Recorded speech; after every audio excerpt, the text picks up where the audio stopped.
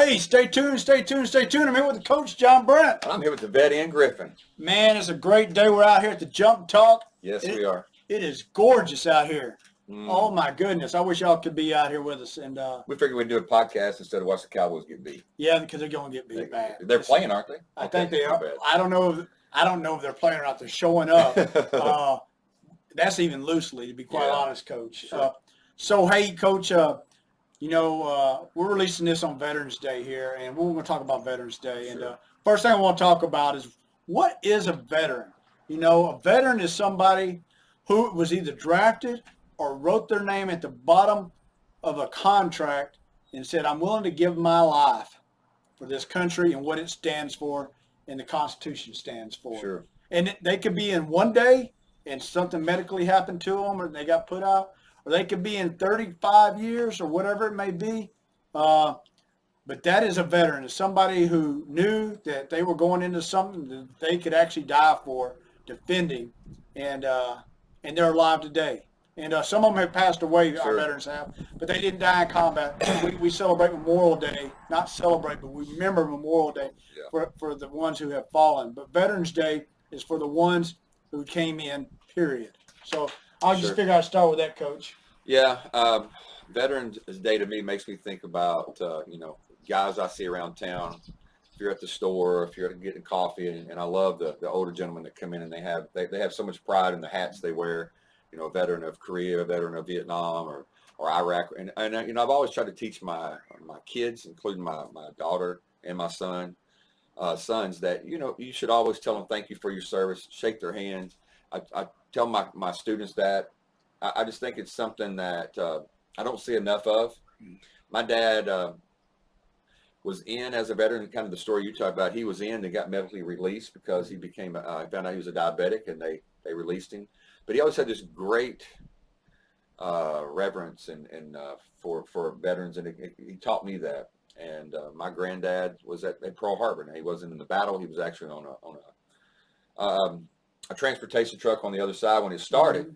But so, I've always just had this, like I told you earlier, I always had this one regret that I really have is that I did not go into the service as a young kid. It probably would, I know it would have changed my life. It put me in a different spot. But I think that being a veteran of the country, like you said, drafted, or even if you sign your name, it's the highest honor to the country. I agree. And being a veteran myself, I spent a lot of time with people who served. But what I will say is there's a lot out there that doesn't tell their story, and they're hidden from it, and and things of that nature. One thing I will say as a veteran, though, that every one of them has their own unique story, and I'll talk about that here, but is the military gives them a perspective that most America does not get to witness. And it gives them a perspective of seeing how the world sees us, it sees how our resources are being used throughout the world, whether it be diplomacy-wise or defending our nation, and how decisions affect people on the battlefield. It gives us that perspective real quick. And it also gives insight on other countries, on their government and stuff. But what I really want to talk about is when I was a kid, the first veteran I ever met was my grandfather, B.J. McDowell, who taught over in Mount Pleasant, Texas. And I was a little kid, probably about, as my old friend Carl Craig would say, knee-high to a grasshopper. And during that time, my aunt, who was 10 years older than me, she would tell me, she said, go ask him. I said, go ask him. I said, what do you mean? She goes, go ask him about his service. Go ask him to show his medals. And I never would. And so she'd go, he keeps his medals underneath his bed. And she would pull them out and show them to me. And she said, go ask him. And I never did, but I would go look at those medals. And I was just in awe. And he was awarded the Purple Heart for being wounded at the Battle of Saipan. He was a flamethrower there, and he got wounded on the beach. And wow. And so he never really talked too much about it. And then I came in the service. And then after I came back from Desert Storm, my grandfather talked about the military and anything I ever want to know. It's like we had a bond. Mm. But he had this story, and my big question is, my mom and my aunt said, he never told us that. They never knew these stories. And my deal is what had happened if I didn't join the military? Would those stories have died with him? That's a part of our nation's history that's out there. And so the one thing that I ask all veterans to do is to tell your story because it is a piece of history that we need to hear.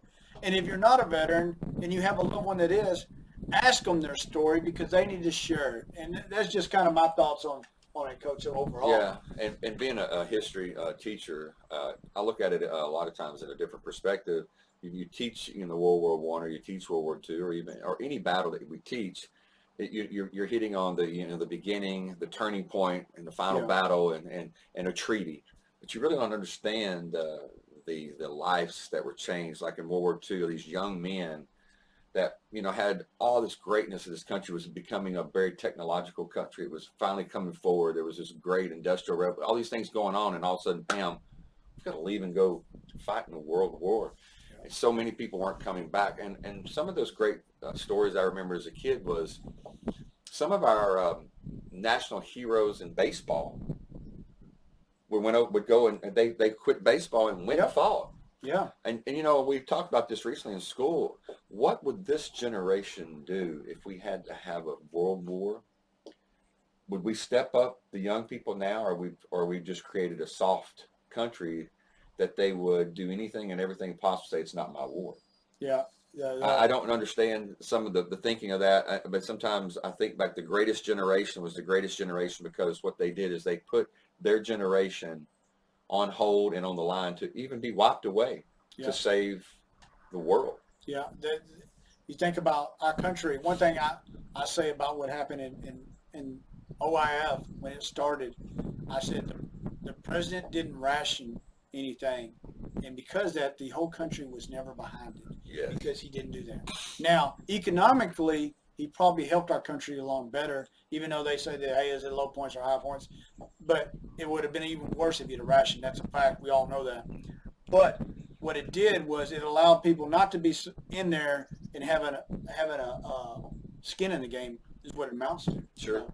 And so one thing you mentioned is my grandfather would tell some of the stories he'd say that I didn't understand it as a soldier. Why would you do these things? And then he would explain the fears that they had. Like when they went on the beach, everybody knows that you get low as the ground as possible and they low crawl. Well, he says when they saw the artillery, when they could hear the artillery going, they would lift up, or when they knew the ship cannons were firing, they would lift up and extend their arms because they were fearful that the ground would suck the oxygen out of it because the ground would hit their chest. Oh, my goodness. And the ground would suck the oxygen out of the lungs. They were absolutely petrified of that. Kind of, when I went to Gulf War, I was petrified of being gassed. And that was just our fear. Everybody had it. And that was their fear, was that right there. And it makes sense, but to hear that from somebody that's been there is paramount. Yeah. I mean, being a coach, we hear all these terms a lot of times on TV, even they were on the battlefield, and the gridiron is the battlefield, and you're going to battle.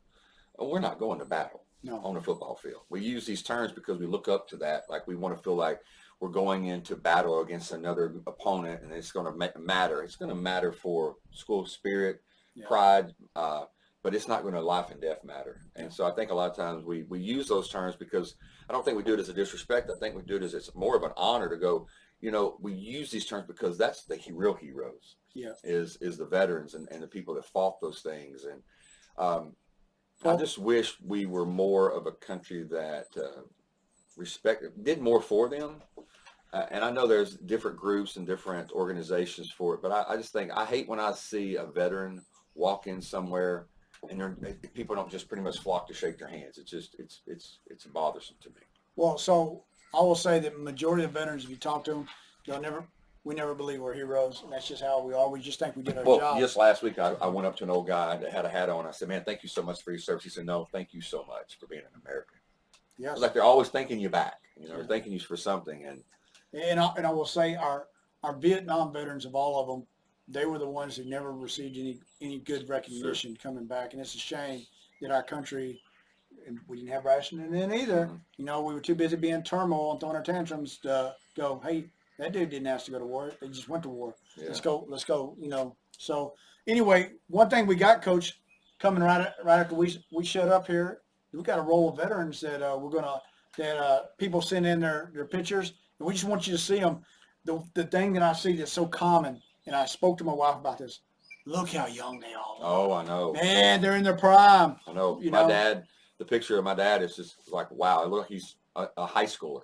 Yeah. And then seeing the one of Linda's, my wife's dad, it's like a young 21, 22-year-old guy. And I want to say he was probably in his late 20s in that picture. He just looks Yeah. so young. Yeah, they're young, and a term, kind of a saying that we say, especially if you do a career in the service, is the service gets the best of you. Mm. You gave the best of your life to them during that time, and I wouldn't change it any other way. But Sure. take a look at what we got, because I think we got some great vets. So, Sure. Hey, Coach, I think that's a wrap for us. What do you think? I think it is. And thank you Oh, thank for you, your sir. service. Thank you, sir. So stay tuned to this and check us out, all right?